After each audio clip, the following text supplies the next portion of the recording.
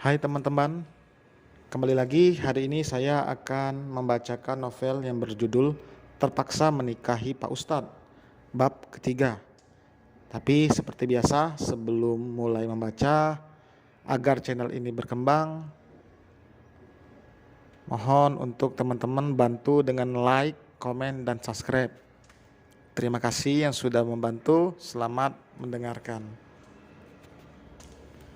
Bab 3. Shh, jangan teriak, saya cuma bercanda, ujar Syafiq gelagapan.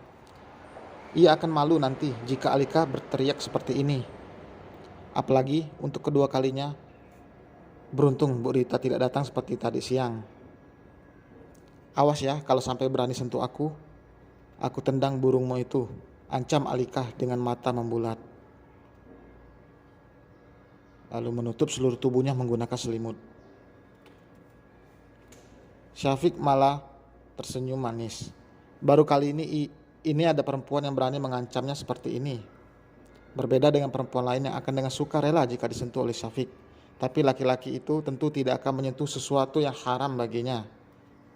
Ia beranjak ke kamar mandi untuk mengambil air wudhu lalu sholat sunnah sebelum nanti tertidur.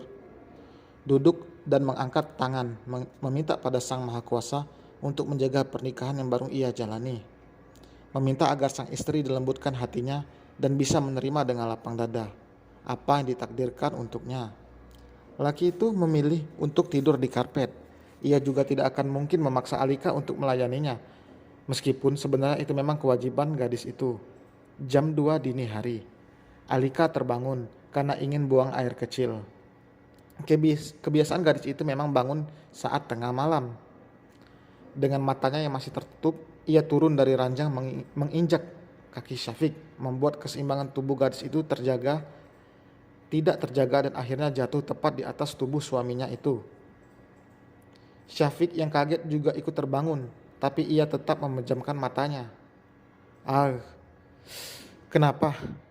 Tidur sembarangan sih, gerutu Alika.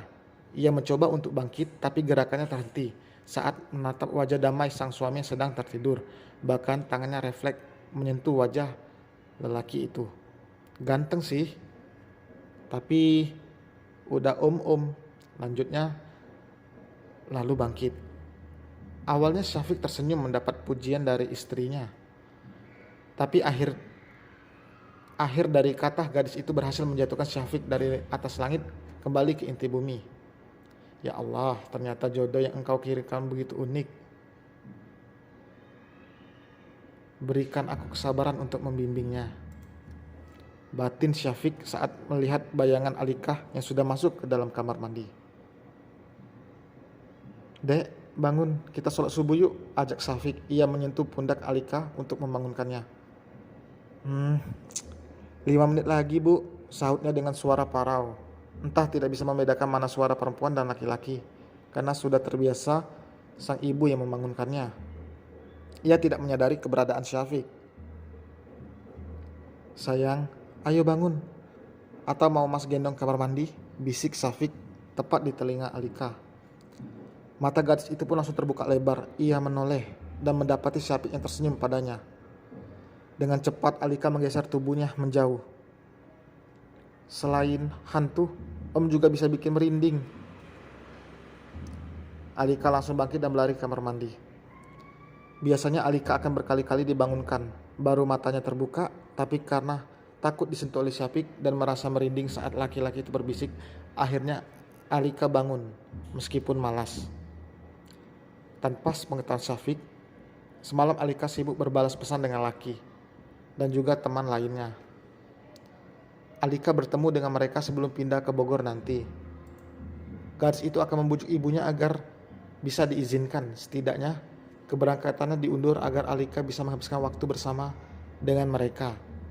Karena seminggu ini Alika dianggap mengabaikan pesan dari mereka, padahal ponsel gadis itu disita oleh ibunya. Ngapain lihat-lihat? Tanya Alika ketus. Emang gak boleh liatin istri sendiri? Goda Syafiq. Alika tidak menjawab, hanya berdesak kesal, lalu mengembalikan mukena yang biasa ia gunakan. Untuk pertama kalinya ia sholat berdua bersama laki-laki lain yang sudah menjadi suaminya.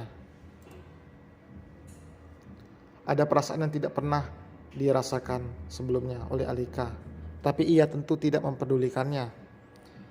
Setelah malam terakhir, Syafiq memutar badannya dan menghadap ke Alika. Alika mengerti dan mencium tangan suaminya, dan dibalas usapan lembut di puncak kepala gadis itu.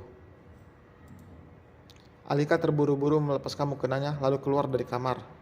Syafiq hanya menggelengkan kepalanya. Ia melanjutkannya dengan berzikir. "Bu, aku mau ketemuan dulu sama teman-teman," ujar Alika. Ia duduk di kursi sambil menatap ibunya yang sibuk membuat kopi dan teh. "Kenapa minta izin ke ibu? Harusnya kamu tanya suamimu sana," sahut Bu Rita. "Kenapa harus izin sama dia?" balas Alika cuek lalu membuka toples berisi kue dan makanan. Kemudian memakannya. "Jadi kamu sengaja bangun pagi ini cuma buat itu doang? Kalau ada maunya aja pasti rajin," tutur Bu Rita. "Jadi gimana? Boleh kan?" Alika mengulangi pertanyaannya. Bu Rita menghentikan sejenak aktivitasnya lalu mendekat pada Alika, duduk tepat di hadapan putri bungsunya. Ia menggenggam tangan Alika dengan senyum mereka. "Dengar ibu, sekarang kamu itu sudah jadi istri orang. Seseorang istri memang diwajibkan untuk taat kepada suaminya dalam hal yang ma'ruf alias mengandung kebaikan dalam agama. Seorang istri yang taat bahkan dapat ganjaran surga. Seorang istri, kamu juga perlu terus memperbaiki diri dan senantiasa berbuat baik agar menjadi seorang istri yang salihah." Iya, aku cuma mau minta izin, malah diceramahin," gumam Alika. Di tengah obrolan mereka, Syafiq keluar dari kamar. Ia sudah rapi dengan kemeja digulung sampai siku dengan celana jeans yang membungkus bagian tubuh bawahnya. Sangat mempesona dan bikin tampilan seperti ini berhasil membuat para kaum hawa meleleh dibuatnya. "Ini ibu buatkan kopi." Bu Rita menaruh secangkir di hadapan menantunya. "Makasih Bu, maaf jadi merepotkan," balas Syafiq. "Ngerepoti apa sih? Kamu itu kan anak ibu juga." "Ya udah, ibu ke kamar dulu. Kamu siap-siap ya," tutur Bu Rita lalu masuk ke dalam kamarnya. Sebelumnya ia sudah mengisyaratkan pada Alika untuk meminta izin pada Syafiq. "Sebelum pergi, aku mau ketemuan dulu sama teman-teman aku dulu." "Bukan meminta izin, tapi memberitahu." "Jam berapa? Biar saya antar," ujar Syafiq. Ia tidak akan melarang karena mungkin Alika akan lama di Bogor sebelum nanti kembali ke kampung halamannya. "Nggak usah, aku bisa pergi sendiri," tolak Alika ketus. "Kalau nggak mau berarti kamu nggak saya beri izin," tegas Syafiq. Ia mengingatkan pesan ibu mertuanya. Alika memiliki teman-teman yang memang kurang beretika dan tentu harus diwaspadai. Apalagi Syafiq tidak tahu apakah di sana ada laki-laki atau tidak.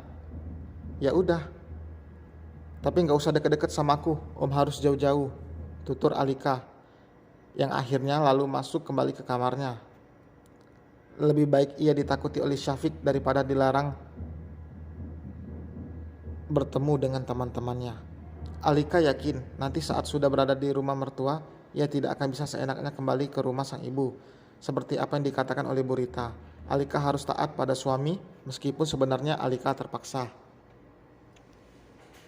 Bersambung. Demikianlah bab 3 hari ini. Sampai berjumpa di bab 4 berikutnya. Terima kasih.